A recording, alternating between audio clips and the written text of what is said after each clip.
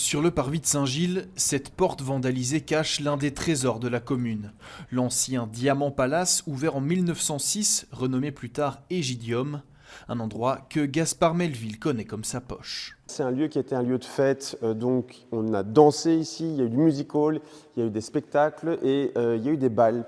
Et ici on est justement dans la salle qu'on appelle la salle Louis XV, qui est une salle de bal. Cette salle, comme le reste des étages, est inoccupée depuis 40 ans. Le rez-de-chaussée, lui, a été utilisé jusqu'en 2012.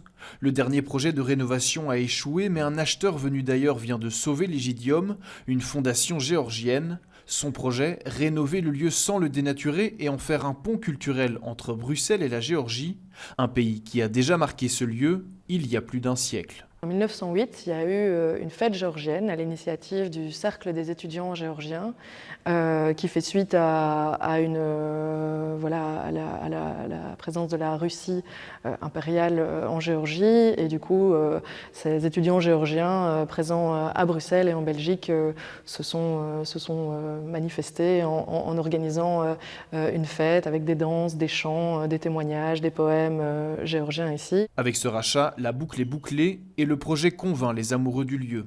C'est un projet compliqué à gérer parce qu'effectivement le bâtiment est très protégé, il est plein de contraintes. C'est vraiment intéressant de faire un projet sur mesure pour l'Égidium plutôt qu'essayer de faire rentrer son projet au chausse-pied dedans. Et avec toute cette contrainte, il y avait finalement relativement peu de candidats.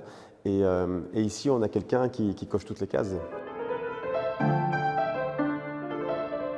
Contacté, le cabinet Persons, en charge du patrimoine, devrait intervenir dans les rénovations dans les limites des moyens de la région. Les travaux devraient commencer dans au moins 3 ans.